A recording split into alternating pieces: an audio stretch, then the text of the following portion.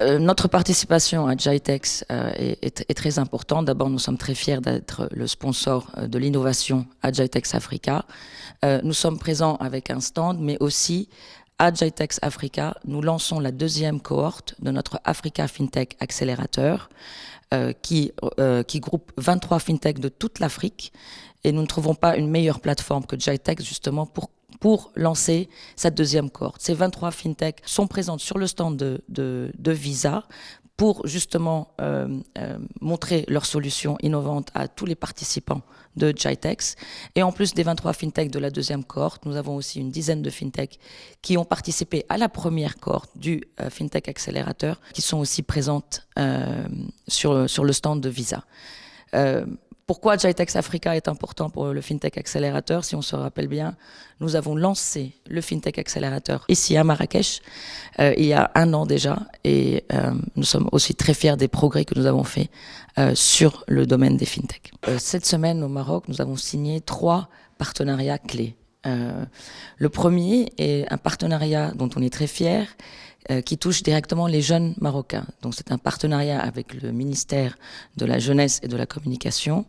Notre partenaire clé au Maroc, El Balid Bank, et Visa, pour renforcer l'inclusion financière chez les jeunes à travers le Pass Jeune, le Youth Pass, qui a été lancé par le ministère de la Jeunesse il y a 1 an, et pour donner à ces jeunes non seulement l'accès à l'éducation financière, mais aussi un accès facile à des offres qui répondent à leurs besoins financiers de tous les jours. GITEX, c'est la manifestation la plus importante sur le continent africain en matière d'investissement et en matière d'investissement dans les technologies, dans les innovations. Donc Visa ne peut qu'être présente et présente d'une manière assez conséquente. Nous sommes ici dans le stand de Visa ou le booth de Visa où on a reproduit une idée très originale.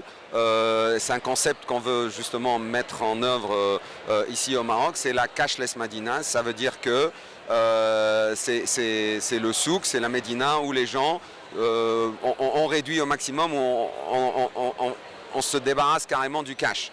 Donc là, on est en train de travailler avec nos partenaires pour amener une nouvelle technologie qui s'appelle Tap to Phone. Et Tap to Phone, c'est tout simple. En fait, tout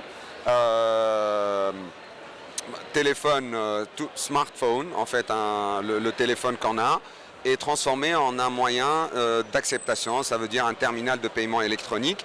C'est une technologie qui permet de réduire les coûts.